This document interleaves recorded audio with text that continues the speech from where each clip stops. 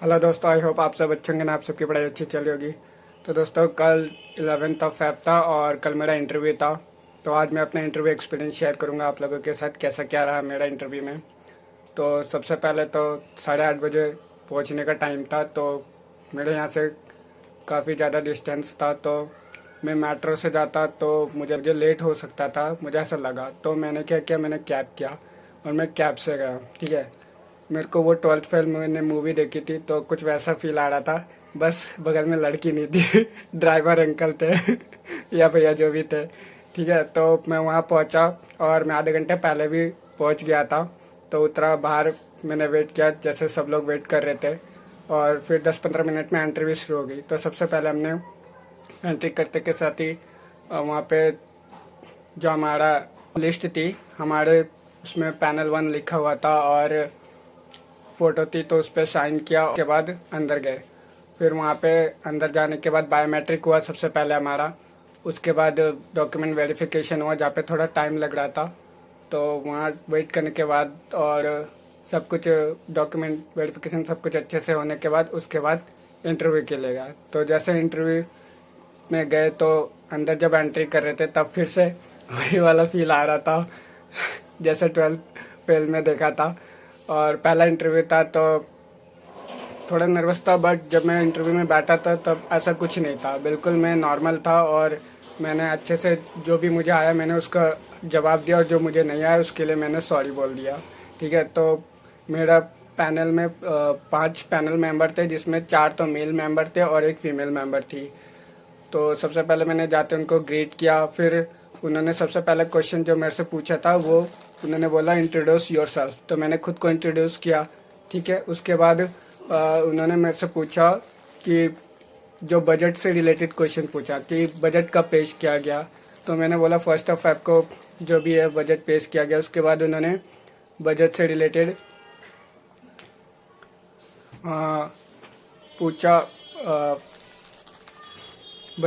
Budget से related उन्होंने पूछा कि इसमें एग्रीकल्चर के लिए मतलब क्या किया गया है। तो मैंने इतना देखा नहीं और मुझे टाइम ही नहीं मिल पाया, क्योंकि मैं डीवी को लेके थोड़ा बिजी था। और मैंने जैसे अपने प्रीवियस वीडियो में भी बताया कि मेरे डॉक्यूमेंट्स में थोड़ा कहते हैं मेरे फादर का नेम में थोड़ा करेक्शन करवाना था, तो उसको लेके भी मुझे काफ़ी भाग दौड़ मतलब काफ़ी घूमना पड़ा। तो जिस वजह से मुझे मतलब टाइम ही नहीं मिल पाया इतना कि मैं इंटरव्यू के लिए अच्छे से प्रिपेयर कर पाऊँ।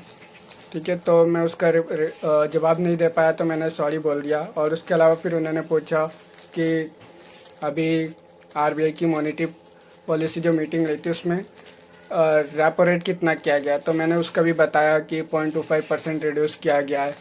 ठीक है, उसके बाद मेरे से क्वेश्चन पूछा गया, क्योंकि मैंने आर्ट्स किया हुआ है। तो उसमें उन्होंने सबसे पहले पूछा कि आपके पास कौन कौन सी सब्जेक्ट थी आपके पास।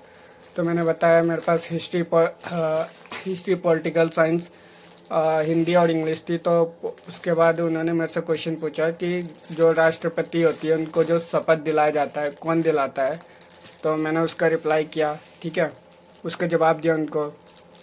उसके बाद उन्होंने पूछा कि आपने आर्ट्स किया है तो इससे बैंकिंग सेक्टर को क्या फ़ायदा है।